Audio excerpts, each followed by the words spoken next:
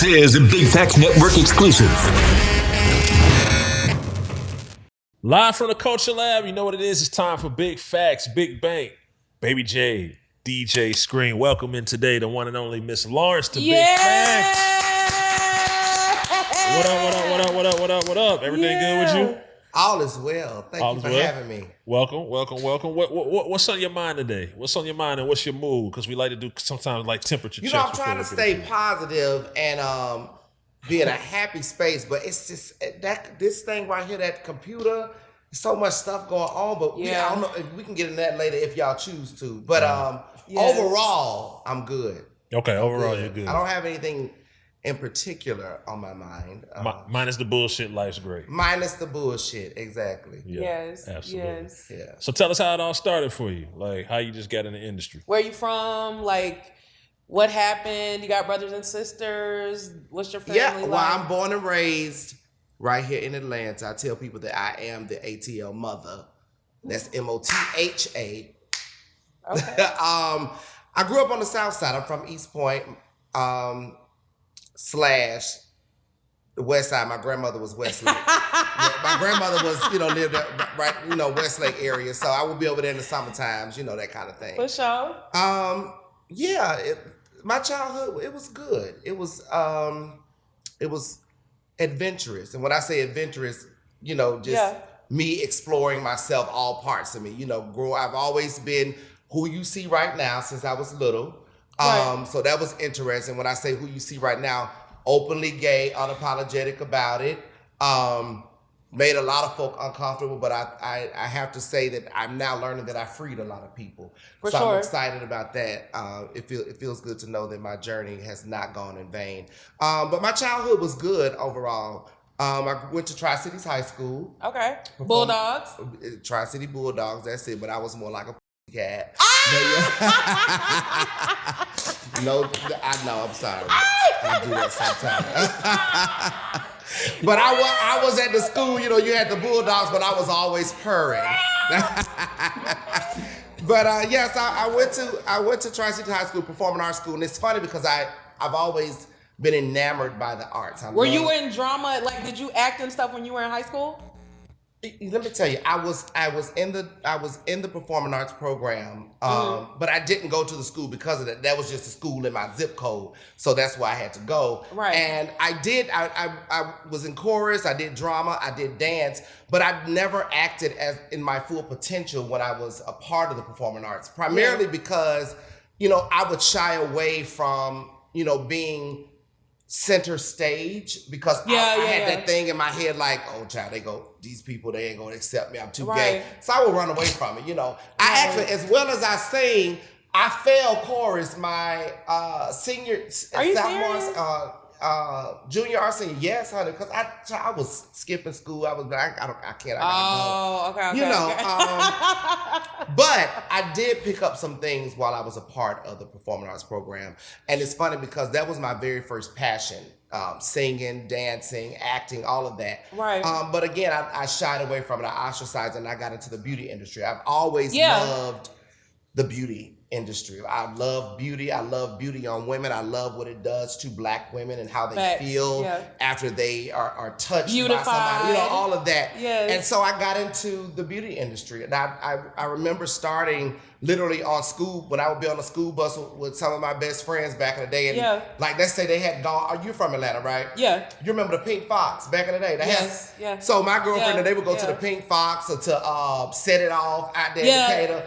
And so when their hair would get old, I would be like, oh, let me try and fix it back up how it was. And I would do that on the school bus. So you would be like practicing. I would be practicing. And so it really just turned into this thing. My mama never wore like that type of hair. My mama always thought she was classy. So she wore like a chignon. But I would play her hair all the time. So I knew that was another gift that I had. And I just kind of got more into that as I was. And that transformed you into the, how can I say it, the hair guru that you are now, because you're crazy with it. Like, I've been to fucking almost every salon that you've worked in, and like you're the truth, like for real. Well, for let real, me say, like- I am now retired. I've been retired from the beauty industry now for, I think, 8 years. No. Yeah, from the salon industry. Let me say the salon industry. I will always be a part of the beauty industry, and it'll always Right. be a part of me. But no, I retired from that about 8 years ago because as I got into film and television, it was hard to continue to do both. So do you still do it on a professional level for the film and television? Or you just completely stopped doing it totally? I'm an actor. You didn't know that part about me. Hey, did you? Jay don't even know who she's sitting up here with. And that's No, okay. I know you're acting, but I know like when something, like you said, when the beauty thing is your passion, like even if you But do remember, other my shit. first passion, remember I said my Yeah, first yeah, passion okay. was the arts. And I became so very good in the beauty industry that it garnered me a certain clientele that put me on television. That allowed brought you me- to sit in those rooms. That and brought me back to the art. So it became a full circle moment. Right. You know what I'm saying? And so my message to people all the time is, nurture the gifts that you've been given. Facts. Share it, don't be selfish with it, and pour into other people because that is the thing that will make room for you. I thought I would be doing hair forever.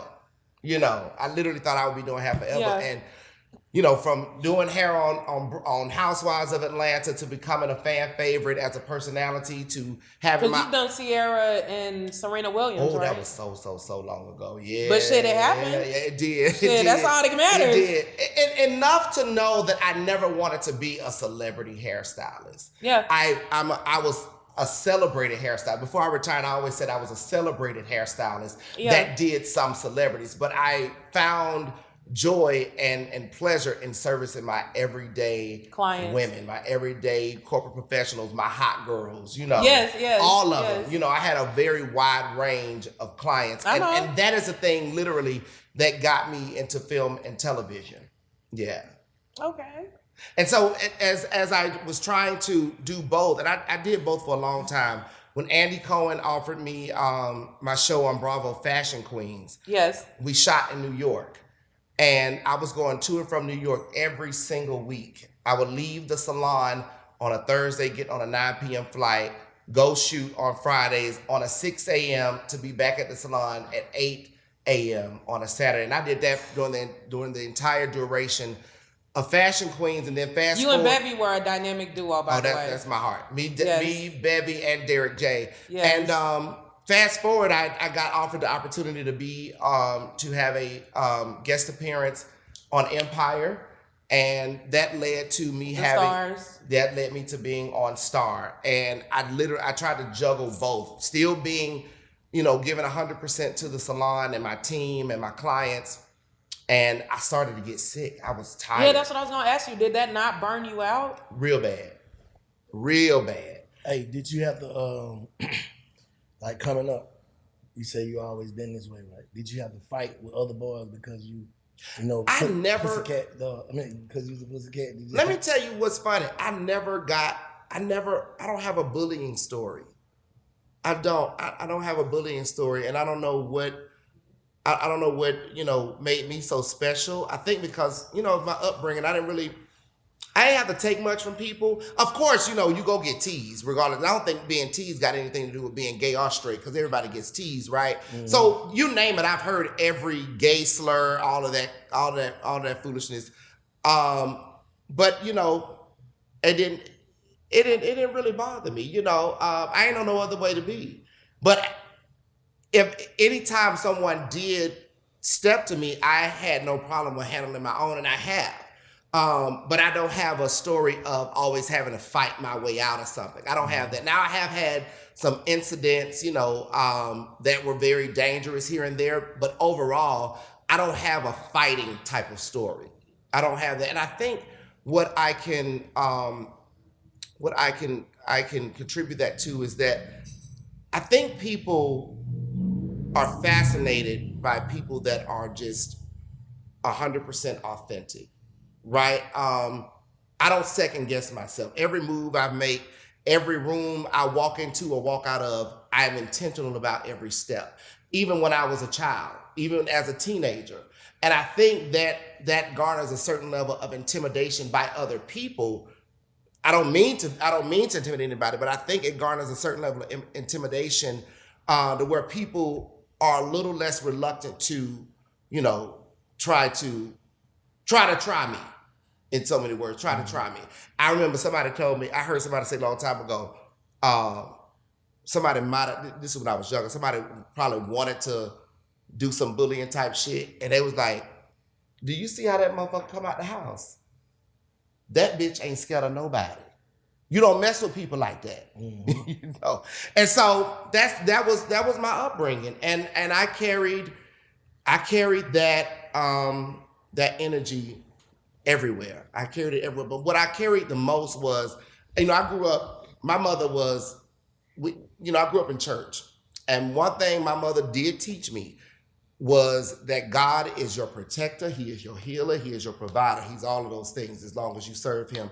And that's what I grew up that way. So I ain't never been scared of nothing or nobody.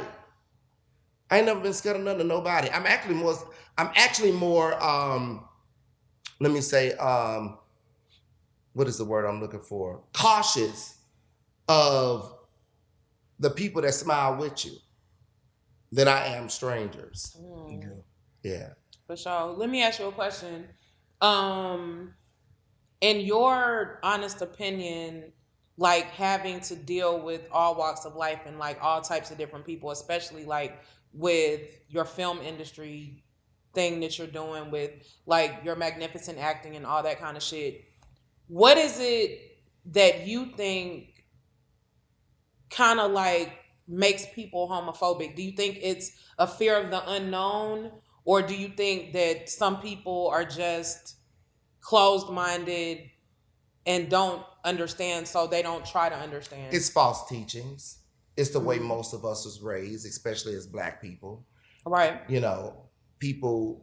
Most of us were taught out of the Bible, and people have taken their perception, teachers of the Bible, meaning some pastors, some preachers have taken the teachings, have taken their perception of what the Bible says and what Scripture says, and planted it in our heads. Basically, laid their own interpretation onto 100%. Yeah, 100%. And I think people have grown up with this idea, and not that I know a lot of us have grown up with this idea that to be this way or to be that way is wrong. To be gay is wrong. To be pregnant before you're a certain age or before you're married is wrong. To curse, to use cuss words is wrong. A lot of false teachings that people have read in the Bible and have decided that they want to teach it from their perspective of the word instead of people reading it and studying it for themselves and learning God and feeling God it on for their themselves own. and what he means to you. Mm-hmm. And I say this all the time is it is written to study and show thyself approved. And when you actually study for yourself, and then when you walk along your journey, then you interpret it the way that God speaks to you, the way the Holy Spirit speaks to you, you can then teach and spread the gospel. But if you've not studied for yourself and understood and learned for yourself, you're only going to lean to man's understanding of what the word is. And when I say man, I do mean some of the pastors, some of the preachers, some of our evangelists that we've grown up listening to. And so if you're misled. Yeah, and if you're out, but do they know they mislead them? They don't. Again, listen, we will have to go all the way back to our beginning to fix it. Well, first to understand it, then to do what? Go out and share it. Go out and spread the gospel. And when you go out and spread the gospel, we don't need the people that's in church every day. That ain't who we need. We need people like us in this room. Right. When you learn something new, when you get a new revelation about what the word is or who God is to you and how God is showing up for you and how God wants to use you, that's what a real teaching happens. And a real testimony. Not based on what man has taught you, in my opinion. Great perspective. I don't know. I feel like it's whatever you feel. If you don't feel it, you don't feel it. It could be the Bible, the Quran, any of it. If you don't feel it, you don't feel it. You know. Yeah. Yeah. Like, I feel like we all got something in us that we know. Right. Sometimes we go against it for what the shit that we've been taught. No matter what we've been taught, we still, to me, we know. We get a gut feeling before anything. Mm-hmm. But am I the only one got that? Give an example though. No, I'm just saying like anything, just anything. Like you know when you're doing something wrong, when it don't feel right, is what I'm saying. Let me say this. Something that I swear by. Hold on, let me say this. Like you saying, you don't know no other way. When you said about, you know what I'm saying, you being gay or whatever, you said, like, what else would I supposed to do? You don't know the way, so you feel like that's what you're supposed to be. Right. You get what I'm saying? If you trying to cover it up and mask it up, you would know you feel wrong by trying to cover it up and mask it up. Exactly. And it's written to my Bible told us, to thine own self be true. Yeah. To thine own self be true. Yeah. So it's about, would you say the Bible is a contradiction? Yeah. I won't say that because it's based on your interpretation and how the Holy Spirit speaks to you. Yeah. See, people will sit in church, and I don't want to make this whole thing about church and all that. we not. But people will sit there, and you will let a pastor or preacher, whoever, that may be dealing with their own convictions, teach you something, and you take their word for it, opposed to going and studying it yourself. Take their word for it, and then you go out and you go spread the same message that they spread.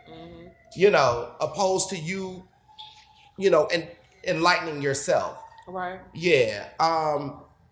But something you said what feels right and what doesn't feel right. I said, you always get a feeling, Yeah, 100%. Yeah, that's what I was asking for, like an example, like a context type thing. I think what he's saying is like they always say God is within you. I think what he's saying is like that feeling of right and wrong and all this. You don't necessarily need textbook, and I ain't trying to speak for you, but you don't need textbook to tell you what's right and wrong. You know when it feel right and when it feel wrong. Exactly. And you know regardless what that's called? of religion. You know what that's called? Intuition. Exactly. It's also called discernment. Yeah. Yes. It's called all those things. These are the things given to you by the Most High. That's it. That's where I'm at with it. That's it. Let me tell you what I go by, because see, we can get caught up into all of that, what's right and what's wrong. At the end of the day, how do you serve? Do you give your brother clothes on his back when he's naked, food when he's hungry, and water when he's thirsty? At the end of the day. Because that comes from the heart. Right. And that's what you judged on. You're judged on how you serve, and only judged by him on how you serve. All the rest of that stuff goes out the window. We can sit here and call somebody gay. We can call somebody a prostitute. We can call somebody this, call them that. Judge them, which we're not supposed to, based on all of those things. But at the end of the day, when it's all said and done, and when judgment day comes, right, guess what? You'll gag, because that same queen, a gay person or whatever, a prostitute or whatever, will make it in before you do. With a heart of gold. Guess what? Because that person stood in their own assignment. Yes. And you don't know if that stripper might have been in there. That stripper could have saved somebody's soul one night in the strip club. Right. You never know. and because of that, God gonna say, "Servant, well done." Right. At the end of the day. Come on up. Yeah. Facts. What part of Atlanta you from? East side. Oh, you don't see. Yeah. Okay. I didn't spend. I got a few cousins that was from out there, but not a whole lot. We was more west side and East Point. Yeah. Okay, so another thing that I wanted to know is, while you were doing hair and doing beauty and while you had your salon, how did you balance all of the different people, personalities, and attitudes that you had to deal with while you were doing people's hair? You mean the clients or my staff? Like, what do you mean? Everybody. Well, I think in any business, you have to set a culture. Right. Right? You set the tone for your business and you establish a culture. Your culture then fuels the experience for your team and for your clients or your customers. If you got a restaurant, a hair salon, barbershop, whatever it is, you have to set the tone for the culture. And in doing that, there has to be structure, right? And so there were certain things that I would not allow from a professional side. From a professional side, there were things that I would not allow. But I also, most importantly, I allowed people to be human. Right. I allowed people to be human, but you still had to follow rules, and you had to respect me as your stylist, as your team leader. And respect my space as my salon. And respect my space as the salon, as our salon. One thing I was always good about, I have to say, I never put an I in team. Right. My team that worked with me, we did that shit together. Yeah. We did it together. Yeah. And I think that is what makes a great business, and it creates a really good, welcoming atmosphere. Yeah. I agree.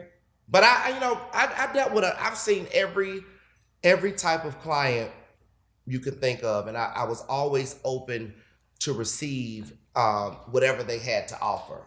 I believe everybody that you come in contact with, whether it's a personal contact or somebody that's walking by and you may speak to or have eye contact, there is a reason for every human interaction and encounter. So I always left myself open and vulnerable to that, to the day that I retired, which is why it was so hard for me to retire, because I had built such a strong network and relationships with my team and my clients. They were like family. Yeah, definitely. It was definitely family. But family that respected each other, and we respected boundaries. And I think that's why I was able to be so successful while I was in the beauty industry for 20 years. And didn't really have any major hiccups. You're gonna have hiccups regarding any business. You're gonna have some hiccups. But that was, that is a chapter that I would never. And actually, the chapter isn't closed. The salon part is. But again, I will forever be a part of the beauty industry. I mean, it's in me. I'm sitting up here with eyebrows and paint on right now. You know what I'm saying? And whether you know it or not, everybody has a little piece of beauty, is inquisitive to it, right? Yeah. When you wake up in the morning, the first thing you do is go to the mirror and say, how do I look? Let me see how I look, yeah. You pay attention to, or you're cognizant of what facial products you use. Right. That's beauty. The beauty industry is in everything. Mm-hmm. I don't care, and it's in everybody. The first thing you do when you get up, most people, you're supposed to thank God. But after that, you go and you look in the mirror and say, what am I going to give today? If not, you finna get prepared to, you know what I'm saying? You go brush them pearly whites. Brush your teeth and take a shower. That's the first thing, so yeah. You go brush them pearly whites. You go put that moisturizer on. Yes. You go put that cocoa butter or shea butter. You like you want cocoa butter, shea butter, do you? See? I use shea butter. See what I'm saying? Yeah. You gonna do that. Yes. Because you I do it because I don't want to be ashy. You don't want to be ashy. You don't want that skin to glow. Yeah. Right. It's a little bit of beauty industry in you. Yeah. We need some cosmetics in him. We need some sponsorship. Reach out to the brands. Hey, Oil of Olay. Put your big jar of shea butter right there for Estee Lauder. DJ Spring. I'm your guy. Yeah. What kind of legacy? Speaking of, go ahead. What kind of legacy you think you're creating? If somebody said, "What kind of legacy are you creating?" Like, how would you best define? Let me tell you something. As the mother in Atlanta, I grew up in the 90s, early 2000s. I'm an 80s baby. When I was outside as a young teenager, wasn't nobody walk around like me at all. Wasn't no boys walking around with handbags, lip gloss, heels. Well, back in the day, I used to wear like Juicy Couture jogging suits and sweatsuits and stuff. Yeah. And the Timberlands. Yeah. It was real cute. But anyway. Yeah. And baby, I would pump through underground Atlanta and all around. But I could not find people that reminded me of myself. Right. But I was sitting here today in 2024. Have y'all paid attention to Atlanta? All times have changed. Have you paid attention to Atlanta? We everywhere. We everywhere. Yeah. But and I'm joking, but I'm serious. But also, it's the stuff that people don't get to see. You know, it's the connections, right? It's again going back to the beauty industry. It's the homes that I was able to touch. For every Black woman that sat in my chair, I had the opportunity to lend myself and my spirit to a whole household. Right. I have been to funerals of their children. I have been to weddings. I have been to divorce courts. You name it. Now, it is what it is. You name it, I've done that. And so everything that I have learned that's been instilled in me, I've been able to share it to everybody that I've come in contact with, especially here in this city. And it, it's something that I'm very, very proud of. And I have to say that I feel like I carry the torch. I'm one of the ones that carry the torch, as we all are. Big Bang, you're doing the same, and I'm going somewhere with it. When you think of Atlanta, mm-hmm. and what Atlanta represents at its core, at its foundation, at its roots, and that is the birthplace of the civil rights movement. When you think about who those people were, when you think about Andy Young, Dr. King, Maynard Jackson, all Joseph E. Lowry, all right. of them, they had them and Grigor, a lot of grit and tenacity right. to make sure that we as Black people in this city got to live like our white counterparts, mm-hmm. right?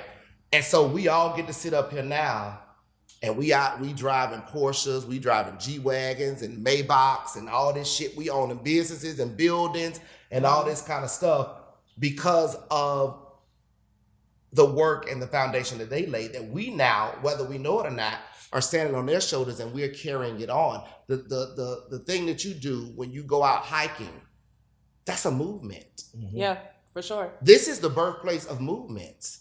Exactly. Let's be very clear. Exactly. As a proud Black gay individual in this city, going back, there wasn't a lot of people that looked like me, but guess what? It is now. Right. We all have this innate responsibility and this innate gesture to be leaders and to start movements, whether they are comfortable or uncomfortable or not. But the goal, the original goal way back in the day, the goal and the vision was for us to all live comfortably in abundance and equal. And I think we all play a part in that. The gays, the straights, the elders, the young. And going back to your first question, what's on your mind?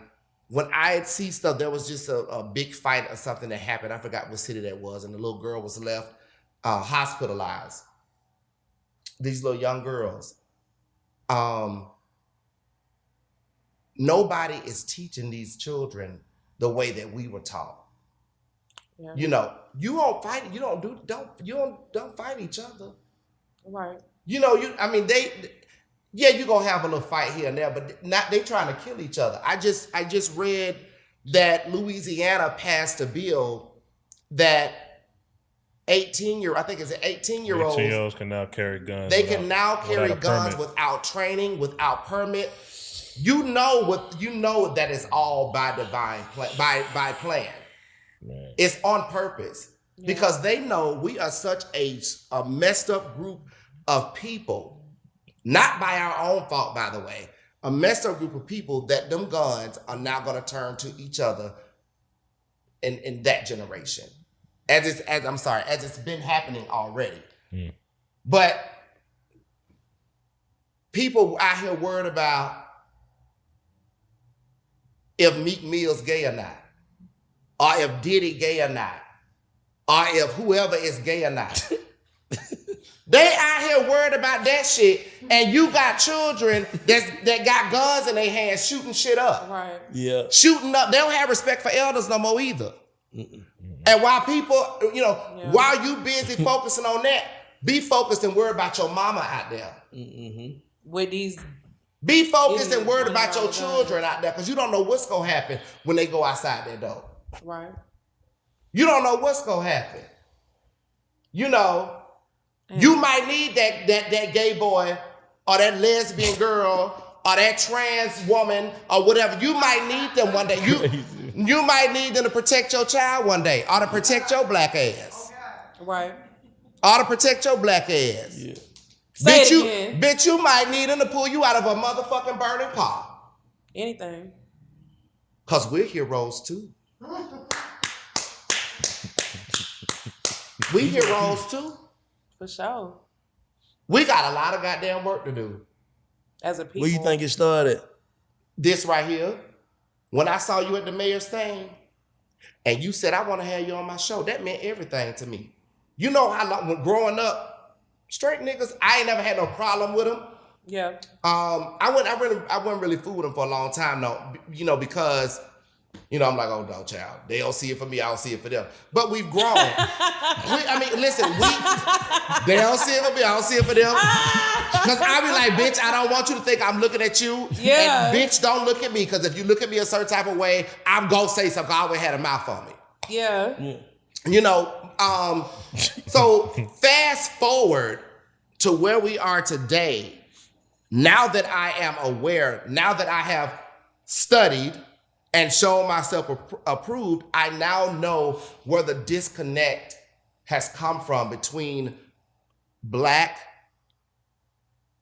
gay people or LGBTQ people, and particularly black gay men and black straight men. I know exactly where the disconnect comes from, and I'm no longer afraid or apprehensive about embracing my straight brothers and sisters, in hopes that, you know, it will be reciprocated eventually. So going back, when I saw you at the mayor's mask after party, mayor's mask ball after party, I think that's how it goes. But anyway, and you invited me on the show. So this is Al. That's amazing. I was excited. I'm still excited. You know, because we don't get to have these type of moments. And this, when people get to see it, that sparks change. Yeah. Right. It sparks change. It will continue to kill that idea or that long running practice of us not being able to be or coexist in the same space. Right. Yeah. Or to possibly be able to create effective change. Right. So to your question, how do we fix it? We fix it by doing this. You know, because somebody somewhere, while you probably more than likely when you post it, you're going to have some fools in the comments, but somebody somewhere is going to spread the message and say, wait a minute. If this can happen, there's going to be a little boy somewhere who's probably 12, 13 years old now that may come across this, that may be gay or struggling with his sexuality, that may feel that much more confident when he go outside and go and speak to his straight brother or sister. Mm-hmm. Because of moments like this. So it's to have more of these moments and then start to figure out how we work. So it's called working from the inside out. Yes. We're on a precipice of another, you know, presidential election. But I'm more so concerned about obviously the presidential election, but because, you know, I understand politics. Yeah. We have to be real scared about what happens, you know, on a state level. You know, and so in order to make sure that we are good, make sure our children are good, make sure my mama get to keep her Social Security. Right. Because that's on the line with this new presidential election. Mm-hmm. They trying to take away Social Security. I ain't got no goddamn money. I ain't worked in I don't know how long because of the strike, because of the pandemic, all of it. All of it. My mama need her Social Security because my father just passed last year. My mama need her Social Security because that's how we use that to aid, and I do what I can now, don't get me wrong, but we need it. Our seniors need to be taken care of. I agree with that. Our seniors got to be taken care of. I agree with that. Yeah. What else is at stake? Our fucking black history. Our motherfucking black history. What good is it going to do any of our children for them to go to school and not get to learn nothing about where they actually come from? Somebody else was just talking about that up here, right? Mm-hmm. No, they said that they was taking the books out of the... Yeah. Or they're taking they already did it in Florida. Who that was? Certain information or something. Oh, no, I remember. I was somewhere else. Yeah. They said, my dog, Larry Spot, shouts out to Larry Spot. He was just telling me, like, in Florida, like you can't even search like Black history, like books. DeSantis did all that. Basically, he took Governor DeSantis. Ron DeSantis. I'm saying, what did he do it for though? Because he's a prick. His agenda. He's like, you gonna learn about what we want you to learn, and we want to cut what we want to cut out, so including Black history. You think other people gonna follow suit? Like other states gonna follow suit? Shit, now that they saw he was able to do it without repercussion, Republicans, yeah. And I listen. Republicans got an agenda. Democrats got an agenda. There's a lot of shit I don't agree with on both ends, but they're agendas. But if we teach our people, though, it don't even matter. See, that's what that part. That's what I'm saying. But how do you do that? Everybody got to be on one accord. Everybody. You don't think it started in the own home though? Like yes. I think. But hold on. It starts in the homes first. But if you now have babies raising babies, facts. Who's the grandmama baby? Who teaching them? Yeah, that's facts. Yeah. So I say, our generation right now, the ones that are aware and are becoming and are socially conscious, we got a big job to do. Yeah. Because it's gonna be us having to save us.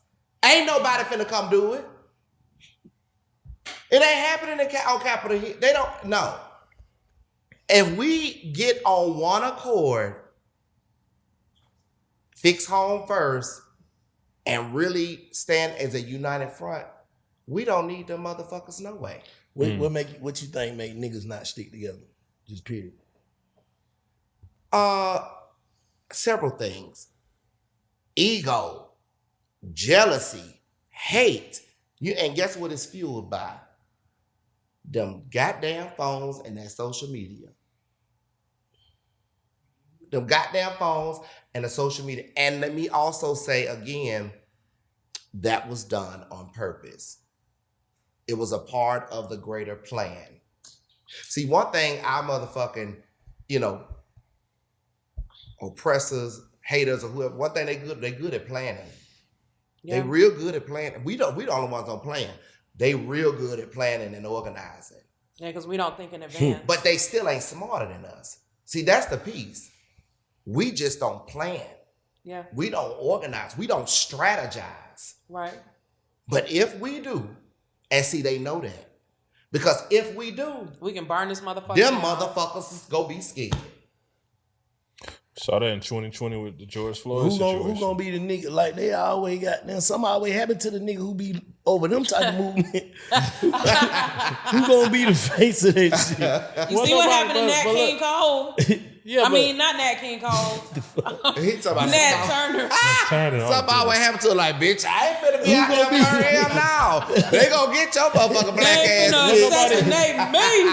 One nobody at the head. One nobody at the head of like the George Floyd situation. It was just collective. This is what we're standing for. So it was Black Lives Matter. But weren't they fraudulent? You see what I'm saying? They probably wasn't. Wait, you see what happened to you? That's just the way they got it. Let me. Ooh, that's good. Let me give credit and recognition. I do not know the young lady's name, that there was a black young woman that took her phone out and recorded what happened to George Floyd. So she was the one. The Black Lives Matter movement got behind it. Black Lives Matter movement had already been there. There was Trayvon Martin, there was Eric Gardner, there was, you name it. Sandra Bland, Breonna Taylor. I mean, we can go on and on. Now, you said, weren't they fraudulent? Or weren't they found? No, you're right. You're not wrong. But how quickly did that get put out there? And people completely forgot about the global movement that the #George Floyd, and I mean global. Yeah. It was motherfuckers in Paris, everywhere. Yeah. Saying George Floyd. Yep. And guess what the enemy came and did? And when I say the enemy, I'm talking about they. Let's see what this black line, let's look into them. Let's see what's going on here. They ain't did shit wrong to nobody. They ain't hurt nobody. This is my opinion. They ain't hurt no damn body. Now they might have misappropriated some funds or somewhere. I wouldn't give a damn. The fact you saying they did more good than harm if they ain't did nothing. What somebody went and bought a mansion or something like that. She fucking deserved it. Yeah. I agree. That's why I can't be over no big ass fund or some money like this. Nigga, but I supposed to get some of this shit too. What's the fee of a non-profit? Because I just started a non-profit organization. Like how this shit supposed to go? Because I need to know how this shit go. Listen, you gotta have a real good accountant and bookkeeper. That's all. I'm saying, what do you get? What do you get out of it? You can hire yourself and have a job and pay yourself. You can hire yourself. How much? Like depending on how much if I brought in $100 million, how much do I pay myself? I don't know the answer to that, but I think But it has to go through your board. So once you set your board up, because you have to have a board with a nonprofit. Once you set the board up, everything is discussed. It's public record. And you decide on how much you pay yourself. Yeah, you grade your pay scale however you want to do it. But it has to be It approved. depends on how much we bring it in. I can't just get on those set salary.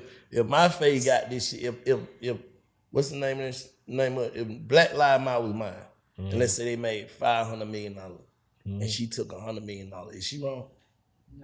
No. So I think it's a thing of making sure your shit set up right. Yeah. How can you set it up right when you don't know if it's gonna be that? Like, Is it percentage based? Yeah, instead of doing So it, if they had agreed to take, really supposed to be 50-50. It's not. It is. What you talking about? Supposed to be 50-50? 50 to the people, 50 to me. That is not how they go. You are out of order. Oh, one for me. You need to stop. You better not tell that for shit you. to nobody else. Ain't nobody gonna donate to you. You better stop. what it is this. I'm What it is this. They have like a designated. If you're the president of a civil rights nonprofit organization, They know you got to live. they know you got to live, right? It's just like the president of the United States. There's designated salaries. Now, obviously, some people make more than other people. Right. But if you got $500 million and you take $250 million, like, God damn, that's a president making a lot. You greedy. They're gonna look into it. You greedy, but I think you deserve at least a 50. I mean, at least a 50 to 100.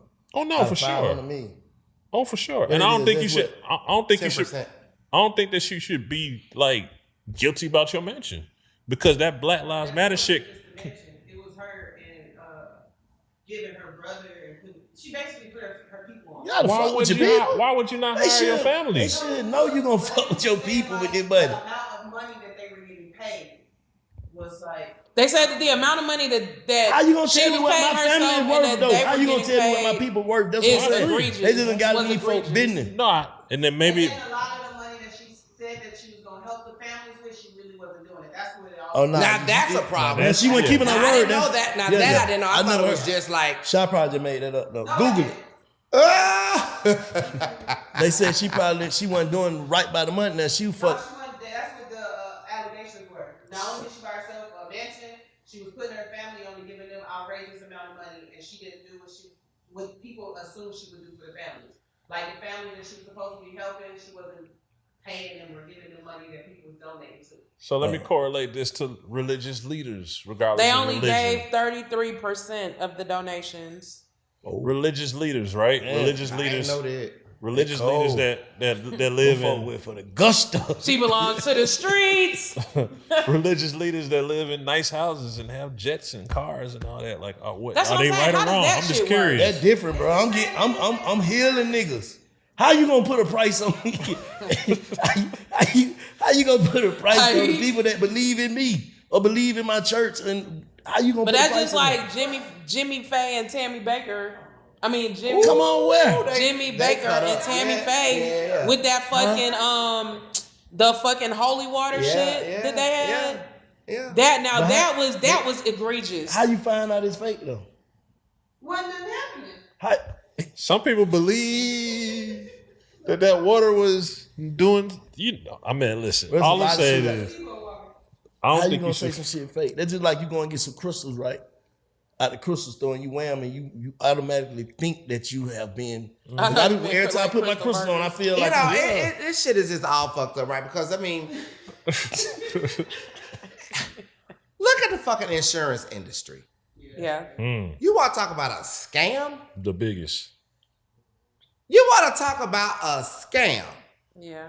So, to that, regard, I still don't care what the Black Lives Matter movement. I don't care. Exactly. I forgot how much I pay in insurance every month. And the minute some shit happen, I gotta make a claim. Them motherfuckers act like hell froze over. You speaking facts. Excuse facts me. right They now. do take you through a lot for your shit. But don't nobody be going off and losing it and creating, hate groups against them. Right. Nah, you saying some real shit. Oh yeah. You saying some real shit. Yeah. Do you understand what I'm saying? Yeah, I understand what you said. A bitch go out there and get diagnosed with cancer. That insurance gonna only cover a certain amount of it. Yeah. But you paying $300 a That month. part. And they be goddamn And they got to dropping. go out there and figure out what they gonna do, how they gonna be able to beat this. And they don't have help from this big corporation that you done paid into for I don't know how long. Speaking facts right there. And the minute you can't pay it, the minute you get laid off from your job or you run out of all your sick days, your insurance is gone now. After you done paid all that money. What you gonna do? Shit But be you fucked worry up. about a bitch that bought a mansion. Do you see what I'm saying? Yes. Yeah, I see what you're saying. It should have been worse. That's why I don't want nobody else's money. If it ain't mine, I don't want to touch it. I don't want to deal with it. Send me mine. No, but you Oh, gonna no. use your nonprofit, you gonna use your foundation, your organization, because it's gonna make your, what's the name of it when you hike it? Hiking with bank. You gonna Hiking make with it bank. bigger. Oh yeah, no, I'm saying, but let them people put the money. The money don't need to come to me. Right. And then I'm gonna start feeling like it's mine. Like, don't let me be over the money. Well, that's why you have. That's what she fucked up at. That's why you have your Yeah. lawyer, your accountant, whoever. That's why you set Yeah. everything up properly. Yeah. And you have your team or your staff that works on the foundation. They run everything. Yeah. Cause that shit be too tempting. You think that money ain't tempting? Oh, I would imagine so. You got access to it. I would listen. I done told you Politicians do it all the time. I'm an old queen from Atlanta, honey. Right. They don't call Atlanta the scam city for nothing. And bitch, we really started this shit. Don't get me tempting. I'm always looking for something. What? They better be glad I'm on TV. That's all I got to say. Cause I done got in so much stuff. Cause it's so easy. But I ain't gonna do it. I'm gonna earn my own like this week. You know what I'm saying? But yeah, when you do start it, let me know what kind of organizations y'all gonna donate to. I might got one. Nah, that's a lot of money in this shit though. But I would want to be compensated though for my time. You should. Well, you will. Be. And you will be. That's what I'm saying. You pay yourself a percentage of what the foundation receives in donation. Yeah. I mean, because you're working. That's what it is. You're working. You know, a lot of these big organizations are nonprofit. When you think about a National Action Network, you think about the Rainbow Push Coalition, that's all donation driven. Have you ever heard Rolex is nonprofit? Rolex is nonprofit. I don't understand how that works to this day. Rolex is nonprofit. Yes, it is. I don't understand how that works to this day, but it works. The Rolex is a nonprofit organization. Yeah. Promise you, Google it. Yes. Yeah. Rolex Yes. is a The jewelry nonprofit company. organization. I still don't understand it. And I read on it a million times and it's like foreign to me. But however they work it, Because they smart. however they figured work out. it, they're a nonprofit. They Legitimately, figured that makes it out. a lot of money every year. Oh, scam. You I'm said not it's a saying scam. Rolex is a scam. I did not say that. That's what you just said. That's not what I said. It's That ain't really, what you actually meant? really not what I said. That ain't what you But I think the way in that type of stuff happens is very it comes across as scammy. They Or probably take the scamish. money from Scamish. each watch and bust it down between whoever make the money and give some good causes. That's my assumption. Like I said, I still don't understand how that works though. Yeah. They just giving the taxes to the people, probably. Mm. Cause whoever make them watches, They probably paying them so much that that's where the money coming in at. It don't cost that much to make them watches. Shit, that what you gonna say you cost you to make them if you got a non-profit? Oh yeah, you can say it costs whatever. Yeah, that's what I'm Oh saying. yeah. That's where the scam come in at. You overpricing it, the parts, everything is overpriced. Yeah. Oh yeah, look at the automobile industry. You want to talk about scam? My little car is on life support. Now I don't spend all that money on that car and then some dumb shit happens. And you go to the dealership to get it fixed, they tell you $15,000. You go to an old boy up the street, he said, oh no, just give me 2 bands. Is that scam or is that capitalism though? Like, that's kind of like what we would say capping. Is a goddamn scam. Oh no, man! If I can sell that water right there for 100, and you gonna buy it for 100, I'm gonna sell it for 100. That shit really is fucked up. Though. It is terrible. Can you You tell the same shit? If you can get, and they're taking advantage. That's and they're branding. preying You said on basically that's weakness. branding. That's what I'm That's saying. just better marketing, better if branding. you can get 50 or 100 or 250 or half a mil for an appearance, you ain't gonna be like, no, that's not fair. I don't. Come on, man. This is America. This is a capitalist place. That's all I'm for saying. An appearance? For appearances, for what you sell, for your products. He's saying right now, you just start getting booked. Say for instance, they book you for 50,000. So for 10,000, for what 5,000 people, you go 5,000 people, and they pay you 50,000. Right. But your number going up, but you still doing the same venue. You wouldn't take 200,000. Like, nah, I'm gonna keep this shit right here at 50,000. That's not fair. If somebody offer me, no, first of all, that's not a good analogy because it's not the same thing. If somebody offers me, what about your products? You have products, right? Do you sell anything? I've had products. You've had products. So if your product goes out there, and let's say your product is just as good as big corporation product or better, right? And that product is people are like, we buy this product, we like it for our skin, it's $29.99. But then maybe a big corporation get involved or Shark Tank or whatever the fuck. Now it's $99.99. This is a capitalist society. You're not going to say, no, don't sell it for more. You're not going to do doing that. it for the people. That's all I'm saying. That's inflation, I guess. That's capitalism. Capitalism. That's what America is. As long as we in America, we capitalists. But I still think it don't make no goddamn sense for me to go have to get my car fixed. And they tell me $15,000. And old boy around the corner said, give me 3,000. Give me two bands. Did he fix it right though?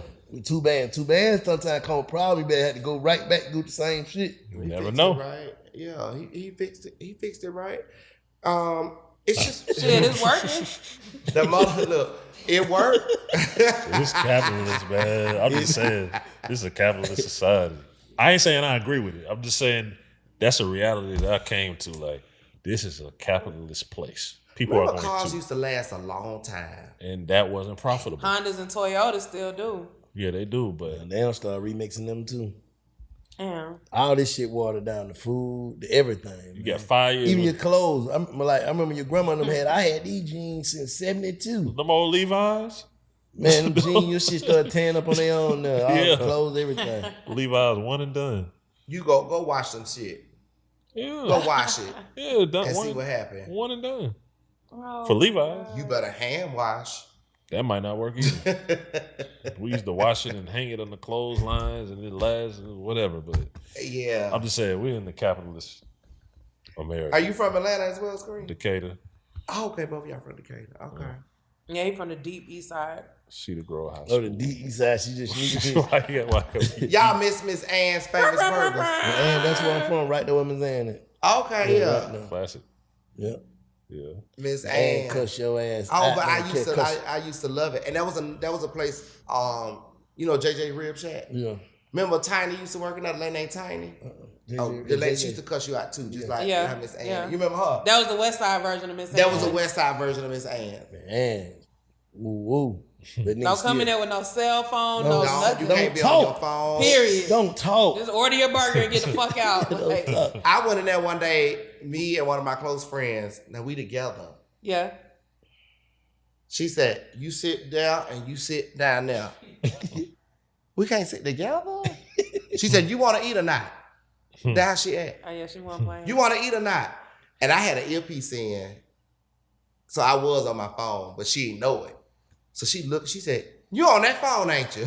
I said, "No." Yeah, that was grounds for dismissal up out of Miss Ann. And she keep her back turned on the grill the whole time. Ain't talking to you, ain't nothing. Turn around checking you, and that's it. Zero engagement.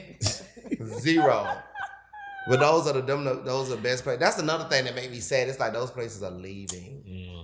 Mom and pops. Yeah, the city is changing. Yeah, the mom and pops for sure. A lot of them, they leaving. We still got little Busy Bee around the corner. I miss a Busy Bee. Yeah, shout out Melissa and everybody over there. I always call Tamika over there. That's my girl. Mm-hmm. I always call she Tamika. asked about you the other day too. He ain't been back to get that banana pudding. I can't eat it no more. That banana pudding be good. And they Kool-Aid, because that's Kool-Aid. They want to call it that's Kool-Aid. Yeah, and that fried fish. And that pound cake. Meatloaf used to be hen too. I miss that shit. Man, Ann, that's crazy. I just thought about Miss Ann, man. That lady now, she the one, man. She was something Cause else. you still can feel like, cause we go down there every other day, cut school, she still cuss you out while you cut school, getting a burger and all that, but you still can feel, you know how you see them old ladies, like you can still feel like they fuck with you, even though they cussing you out. The love. Oh, that was how they showed love, though. That was they love. That's that tough love. Yeah, like that was their love language. Like I'm finna go up here and get cussed out. Like I want. I want you to curse me out. Like my day ain't finna go right until I get this cuss out. You think Miss Ann would still be the same with this youth now though? Like maybe in Man, fear. nigga be done sprayed. You say that be on there what? Sprayed Miss That's what I'm saying. I'm just saying. That's why I asked that. Like that's why I asked that. It was messed up. Like if you walk around, switch. if you walk around talking to that motherfucker, man. If you walk around trying to be that tough love now, that ain't safe. But that's what I'm saying. I know it's messed up. What we gonna do about niggas fried up. That shit ain't safe. That ain't safe from auntie and grandma. Damn, not spray Miss. Man, how you gonna spray Miss Ann, man? These niggas ignorant, man. Like something wrong with them. Something is really wrong with them. Like, I be seeing shit on news. I be like, somebody did that. Like, man, like we are doomed. Man. I just wish that these kids was, open to receiving like a better way, I really They not. They not. Like, they not. They not. I pray and hope, but they not. It's just not all. It ain't not all of them, even right? just our people. There's some good kids out there. It ain't just our people. To me, it's just the way of the world, bro. Yeah, all these wars and all this shit, bro. That shit is fucked up, bro. Niggas is just not watching. Just watch CNN, goddamn, and Fox News. You gonna see these folks out here edit, bro. Right. Everybody into it. Countries, wives, husbands, everybody, bro. It's just the temperature of the world. I don't know how the world got us. Like, what they call that shit? Climate control? What they call it? Retrograde. This shit, Mercury retrograde. Yeah, this shit stuck in retrograde. This shit got to shift back some kind of way. Yeah. I don't know how it's going. I mean, listen, I don't know what that's going to take. A miracle, but I believe it can happen. Yeah, I do. I believe. You know what I learned about a lot of these kids? If you take the time and talk, just talk to them. Mm-hmm. They appear real bad. Now, some of them are monsters. Mm-hmm. They appear bad, but they ain't necessarily, not all of them. I remember I was sitting in one of them little restaurants on Piedmont. Kebab land. Yeah. Yeah. And the little boy, the water boys always be out there. So they walking by and they come in, they done walked in. They like, give her, whatever. The owner, I don't know if it was the owner or not, somebody that worked there, run out and just start going off and the little boy, he start going back on. I said, come here. I said, why you doing that? Nah, cause he so that lady said she was gonna get me something to eat. Now he ain't gonna let me get my food. Da da da da. I said, but it's the way. I said you gotta approach it a certain way. Yeah. And I just talked to him. I talked to him as though I knew him. I talked to him as though he was family, and he calmed all the way down. Yeah. And he just left gracefully. But that's rare. Them be very, it ain't all of them. It ain't all of them, man. Some of these young niggas, ducking you and the owner, everybody. These young niggas crazy, man. It's some in the Kool-Aid, man. It's some in the it's that church's chicken. It's some in all that shit. Call of Duty. And then you saying it's like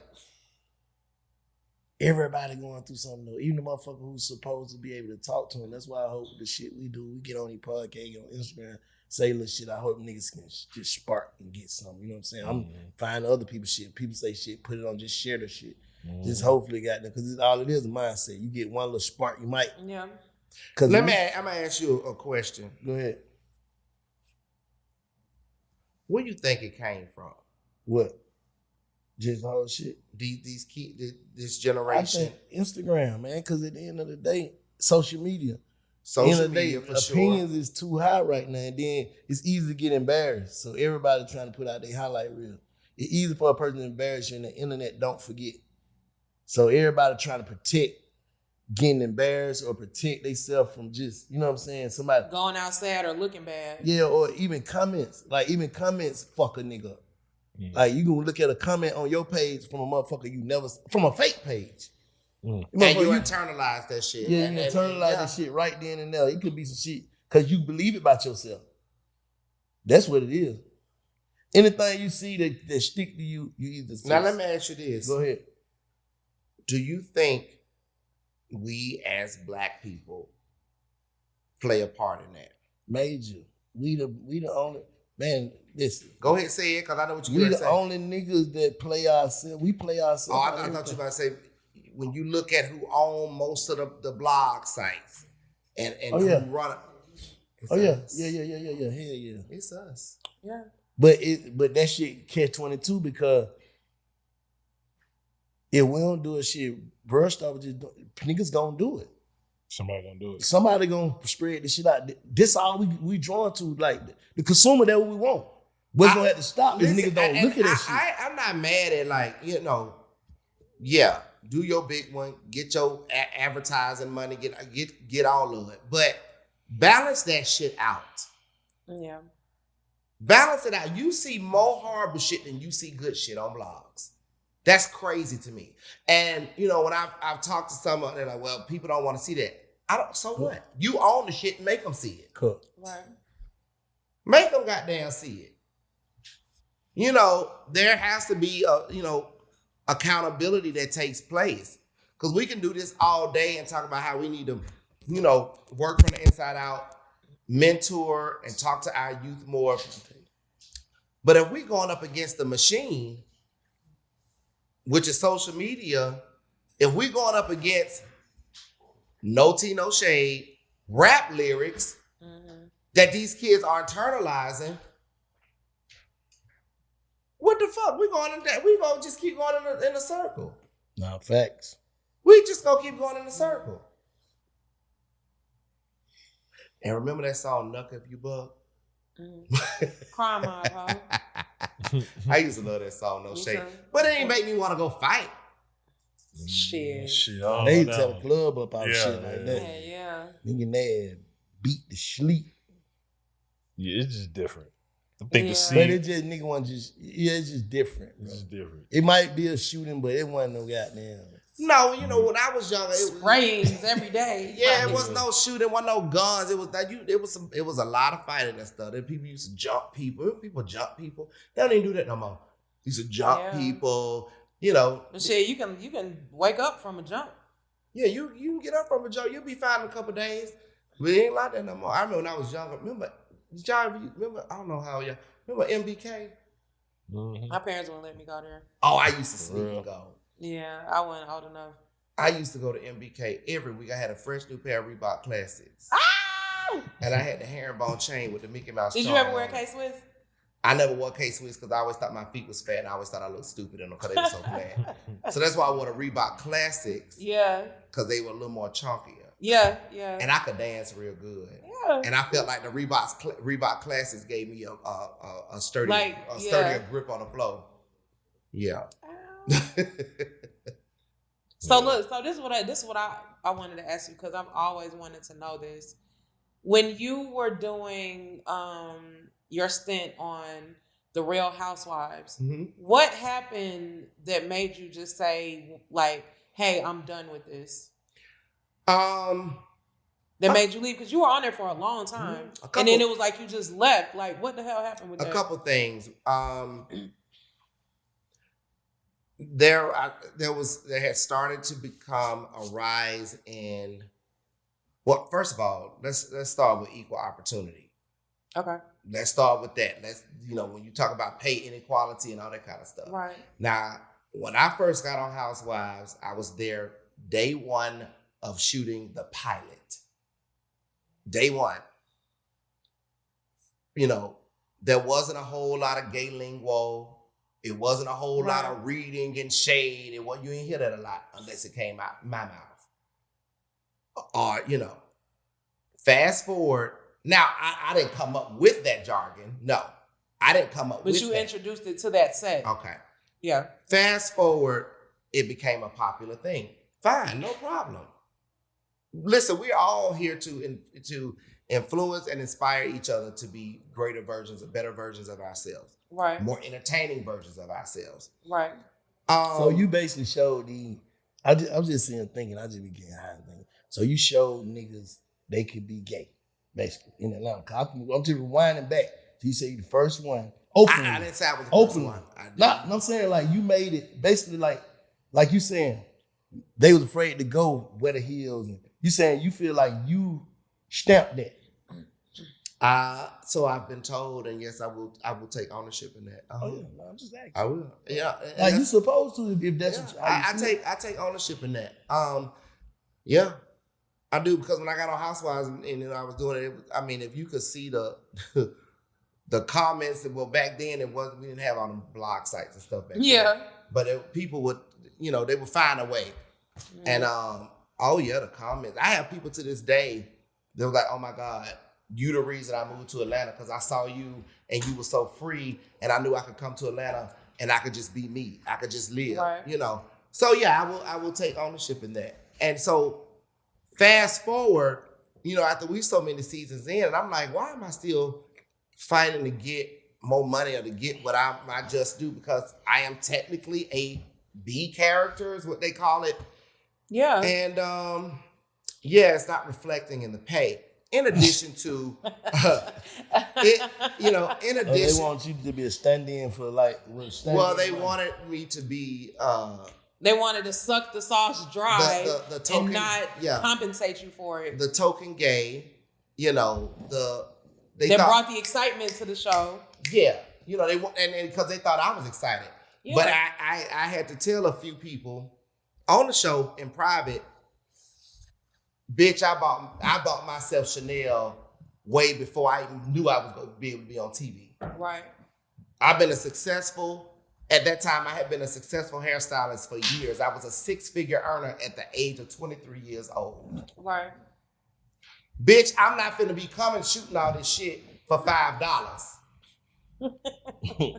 Because you think I'm excited. I was always popular. So you feel like you're paying more for your clothes than they, like, if you add up. Of course I did. I'm saying, like, more for your clothes than they was paying you. Like, that shit was disappointing. 100%. It was like one paycheck was a handbag for me. But anyway, it's like, I'm not going to, like, this is what I'm not going to do because I'm not excited. I've always been very popular. So I've never been like a attention-seeking fame whore. Like, I don't care. Right. I didn't care. I don't care. Where are my coins? And how is this benefiting me? And then there started to become this kind of uptick or uprising of like homophobia in a certain way, right? So there was one episode where the young man, he got beat up. One of Kenya's friends, he got beat up. Yeah. Now, I remember that. Nobody took accountability in that. There was no formal apology. There was no nothing. The minute somebody get mad at somebody is, a queen or gay, or though they acting gay, or oh, that's a queen, as though that's a bad thing. Yeah. So you can't, out of one breath, use all the jargon, the flamboyance, and all that, and then out the next breath, when somebody piss you off, you want to call them a queen or you want to call them gay, as though it's a bad thing or a problem, right? And then when that whole little fight happened that time with the young man, I was like, oh, I'm done. Because I can't be, a stern figure or fixture in the community and in the Black LGBTQ community and occupy that type of space where there's little regard to who people like myself, who we are as human beings, and nobody is held accountable for it. And so I left, and I was asked back several times. I was actually begged back. I'm sure. But I said no. I said no because I didn't need it. And thank God I did, because I probably wouldn't have made it to national television on scripted series. I probably would have made it on the big screens as a principal actor for Universal Pictures. All of that kind of stuff. Yeah, pop it. And I rarely do I talk shit. But sometimes I do be wanting to. Yeah. Sometimes I really do be wanting to let a bitch know it. You better. But no, I stay humble. We appreciate you pulling up the Big Facts, man. I'm so glad we had this. Yeah. Thank y'all. Thank you, Big Bang. Nah, you up. Let everybody know where they can tap in with you, follow you, and support you. Y'all can follow me on all social media platforms at Miss Lawrence, at Miss Lawrence, MissLawrence. There it is. Check us out too at www. Oh, I started a dance. Y'all can cut this out if y'all want to. I don't know. Good. I'm sorry, friend. You good. I started a dance. I do a dance party once a month. When? It's Friday. The next one is this coming Friday. Okay. If y'all free, please pull up. I sell tickets online. But I started it, for several reasons. One, because it's like, okay, bitch, let me figure out another stream of income. Two, motherfuckers just need somewhere to go dance, let loose, be free, and have a good time. Y'all got liquor? I do it at apartment 4B. It's, yeah. At the penthouse on top. It's called the penthouse. Which okay. Is, so it's like, now they have the penthouse, the apartment, and then underneath it's called the basement. Yeah. So I do it up there. It's so much fun. DJ E-Class is my featured DJ. Okay. It's a real good time. Yeah, my boy Louis B turned me on to them. They got some good food over there. Yeah. So y'all please pull up. I'm going to send you the ticket link. Please buy a ticket. If you can't come, buy it for somebody. Okay. You go do it. Because you say you want to help. You got all that money. I'm about to. Why you don't want to come? You don't dance? I don't go. Yeah, thank you. I don't boogie. You can go in there and drink and enjoy the music, and it's a open to all party. And me buy her tickets and me, Sean, Shantae will go. Okay, perfect. It's a good time. I'm telling you. Yes. And let me say this, something that I did not say. The space that I like to occupy, that I'm aware that I occupy, and I think it's a privilege, is being in this gray area. I know the language of my straight brothers and sisters and my LGBTQ brothers and sisters. And so I feel like I have this kind of innate assignment to bridge the gap. Yes. And that is reflective. I agree.